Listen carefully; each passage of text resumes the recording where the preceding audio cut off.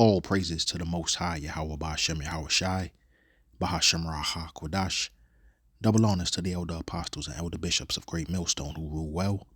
Peace and salutations to the hopeful elect, scattered throughout the four corners of the earth, laboring in this truth in all sincerity.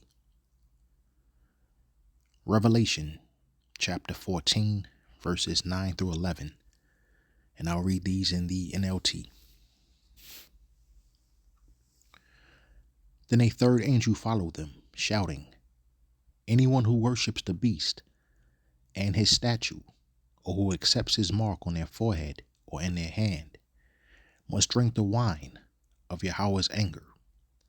It has been poured full strength into Yahweh's cup, and they will be tormented with fire and burning sulfur in the presence of the holy angels and the Lamb. The smoke of their torment will rise forever and ever, and they will have no relief day or night, for they have worshipped the beast and his statue and have accepted the mark of his name."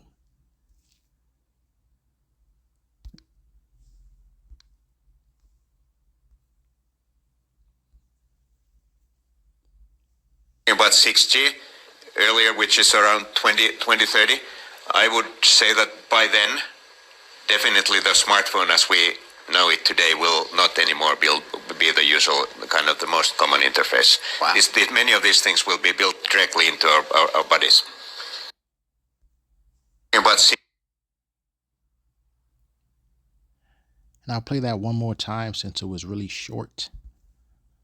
About 6G earlier, which is around 2030, I would say that by then, definitely the smartphone as we know it today will not anymore be the usual, kind of the most common interface. Wow. Many of these things will be built directly into our bodies. About 6G. So that was Nokia's CEO, or at least I should say their former CEO. This was Pekka Lundmark is his name. And this was back in 2022 that he was projecting the year 2030 that the same RFID technology that is found inside of cell phones would start being implanted in our bodies by the year 2030. So I'll read this tweet really fast. Nokia's former CEO says that by 2030, smartphones will be implanted directly into our bodies as 6G becomes fully operational. President Trump just signed a memorandum to accelerate 6G deployment with a stated goal to operate implantable technologies. And I've done a video on this in the past, and I've seen a few brothers from GMS actually touch on this topic. So just like it says here, this should concern everyone. So I opened up with Revelation chapter 14, verses 9 through 11, as opposed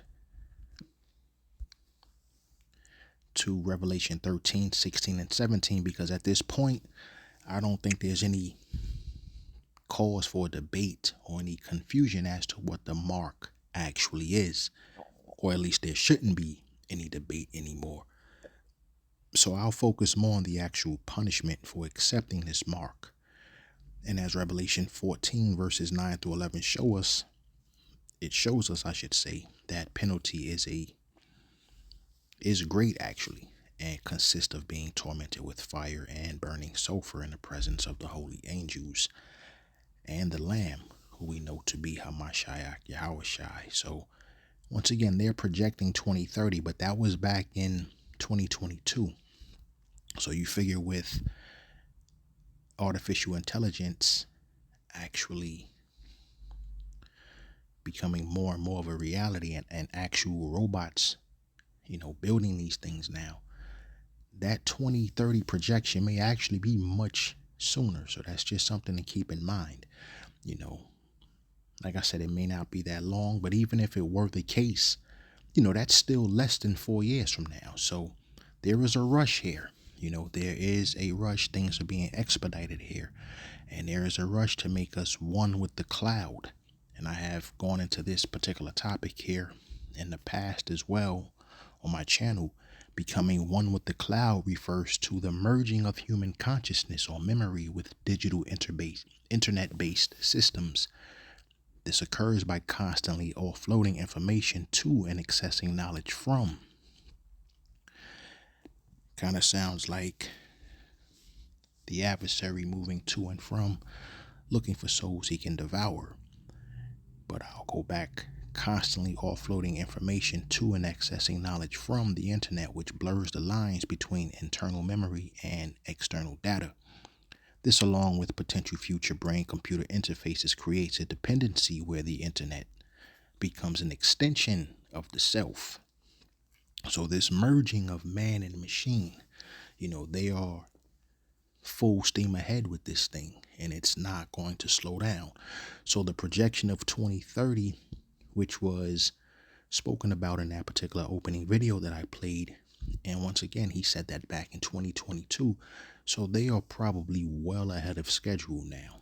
So if you're still stuck in whatever present realm of denial or whatever lack of discernment that you're currently in, time is running out. And there's really no excuse at this point.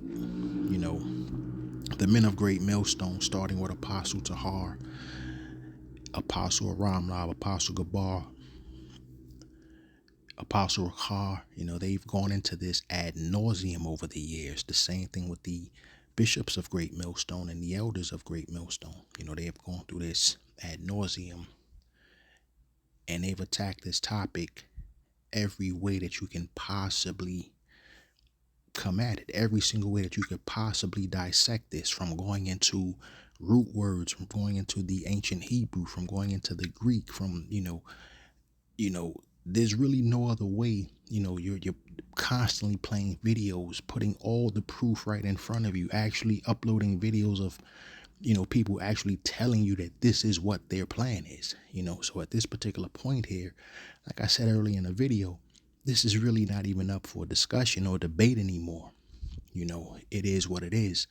And the men of Great Millstone, starting with the apostles on down, have been correct 100% in this particular prophecy here. One of these, this most important prophecy, I should say. So,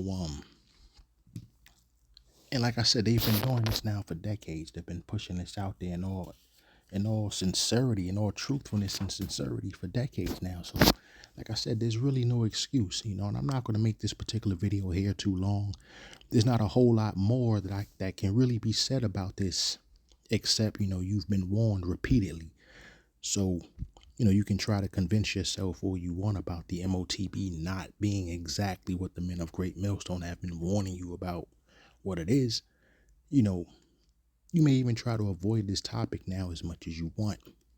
But when it's all said and done, you're going to be responsible for not only yourself and whether or not you accepted that mark or not, but also for how many people that you've probably led astray. For all the videos that you've said, oh, no, that's not what it is. It's deeper than that. You're going to be responsible as well for the people that you're leading astray. And we can find that in Ezekiel. Let's go to Ezekiel chapter 3. Verses 17 and 18 with the subheading, a watchman for Israel. Son of man, I have appointed you as a watchman for Israel. Whenever you receive a message from me, warn people immediately. If I warn the wicked, saying, you are under the penalty of death, but you fail to deliver the warning, they will die in their sins, and I will hold you responsible for their deaths. So the scriptures make it clear that as watchmen for Yasharallah, no matter how many times we have to repeat this, this is what we've been instructed to do. And we'll keep on repeating it for as long as we can come online and keep saying this, eventually until this thing probably gets shut down completely. So, let's go to Proverbs chapter 29 from here. Proverbs 29 and 1, subtitled Warnings and Instructions. He that being often reproved hardeneth his neck shall suddenly be destroyed, and that without remedy.